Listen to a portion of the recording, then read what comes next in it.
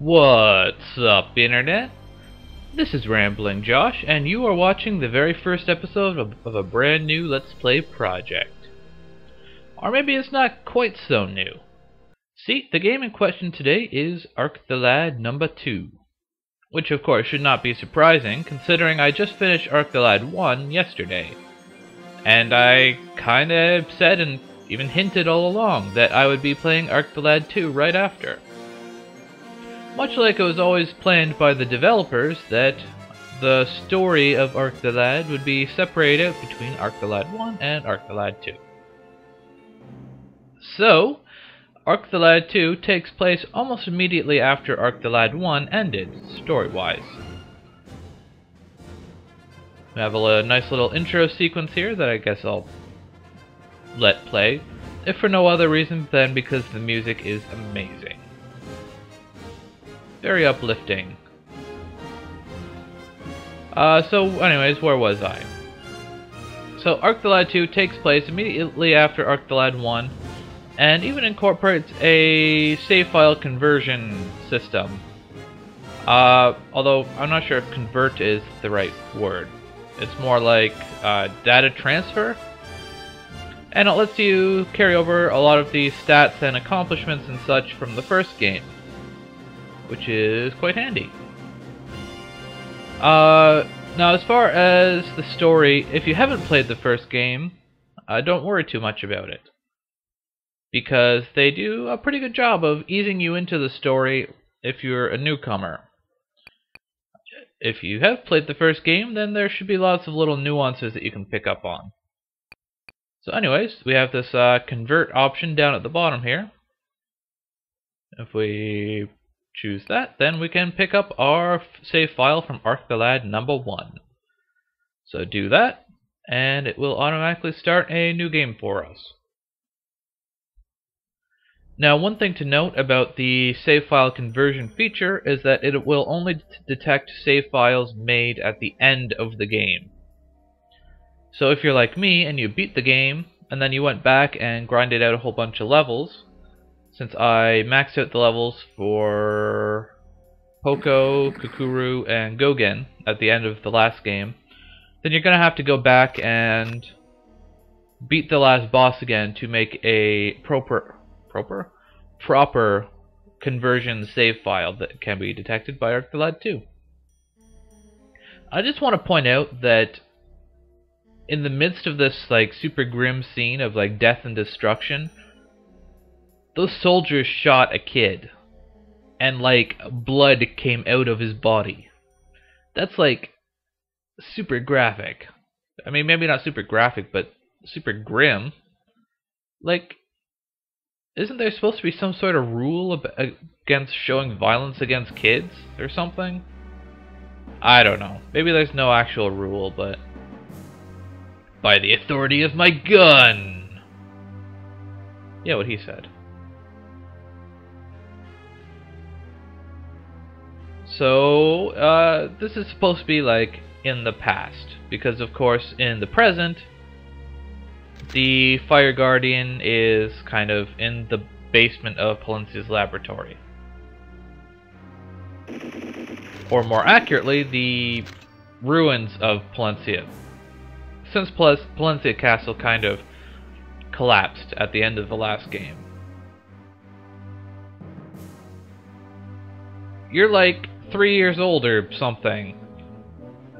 However, I don't think you're much of an expert on morality. It just doesn't seem like someone a little kid would say. BAM! What up now? You're dead. That's what's up. And I'm just gonna collapse in the middle of my spell. Less convenient.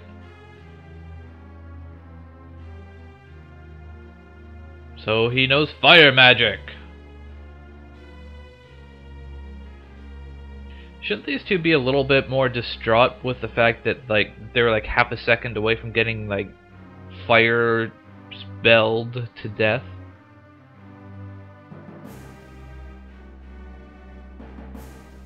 I guess they don't seem to have been particularly phased. Silver Noah. That, of course, is Palencia's aircraft that was kind of hijacked by Ark. In the previous game. So if you haven't figured it out by now, this is something that occurred kind of in the past. I guess this is supposed to be showing how exactly Palencia got their hands on the Fire Guardian, since of course, like I said, the Fire Guardian is currently situated in the basement of Palencia Castle. There's of course the little kid there too. It should not be shocking that he is an important figure in this game.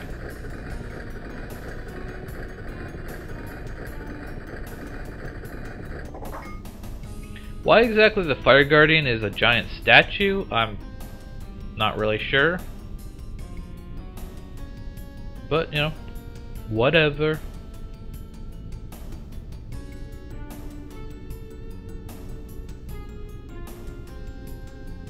Return to the ship.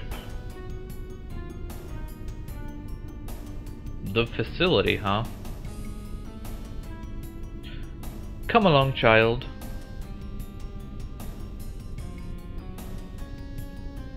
I suppose it's kind of hard to resist when you're like half unconscious.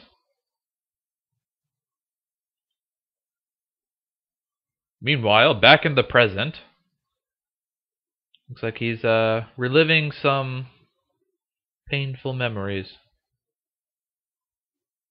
Why exactly he's not still in Palencia's control, I'm not really sure, but whatever. So here we have our, I suppose you could say, hero, Elk. And this is a kind of confusing stat screen. But that's okay, because all of it will become, well, it'll all make sense soon enough. The important thing to note is that in this Ark the Lag game, we actually have a stat screen. And like, equipment and stuff. So the first thing I want to do is, well, looking at the equipment is probably even more confusing, since it says like level and all these flashes and stuff in the bottom right there, but I'll explain that in due time. For now, the only thing I want to do is, if we look at the herb, it says defense 1, no effects. So if we unequip that and look at our defense, you can see it goes down to 7. Equipping items has various effects and stuff, but it also increases your stats. But anyways, we want to equip the Revival Dust. That gives us 1 defense, but you can see it also says increases offense ability. So it's basically straight up better than the herb for equipping. While we're here, let's also... Oh, I hit the wrong button. I want to change the options around. Let's change the message speed to fast, movement to fast, and that's all I want to do for now. I might want to change the level of speed later, I'm not really sure. So, we also have the ability to actually like move around and stuff in this game, outside of like very small niche situations.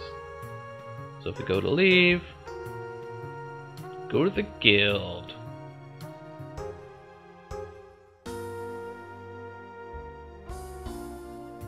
I guess that is the right mindset for a hunter to have. Get ready? I'm not sure what you expect me to do, so I guess I'll just follow him there.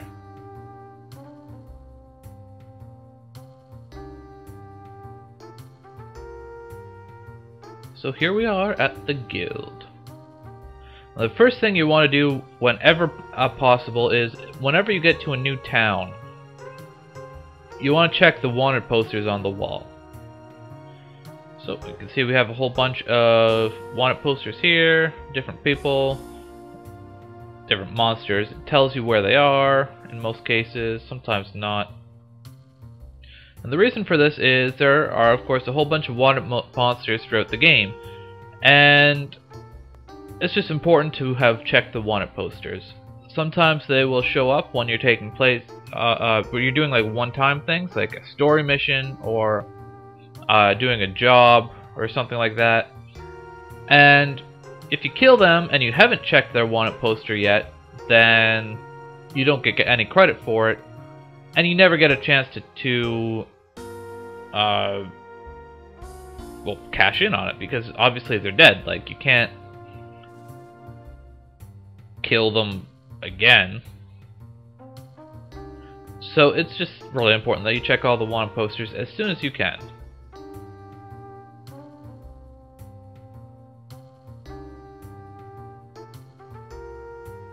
I guess it's good to have the realities of your profession in mind.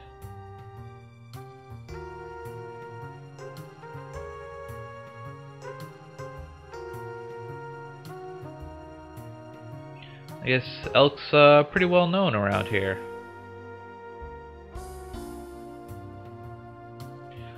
This is an interesting guy. We'll see him around. So I guess it's no secret that Elk has the Fire Guardian's power, or whatever.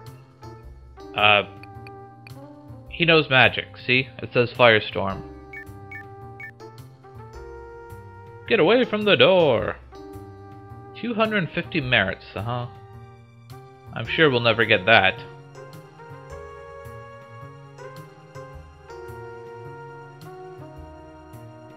Uh-huh.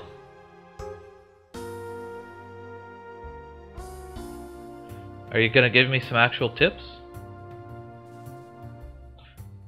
Indeed he is. So, if you want some tips, then feel free. But I do not. I'm too good for tips.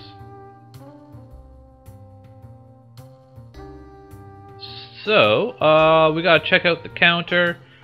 But I think that's enough for today. So, I'm just gonna take a look at this little book here on the counter.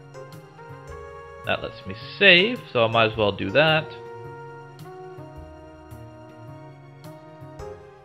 And I'm gonna leave it there for today on Let's Play Arc the Lad number 2. Catch you later.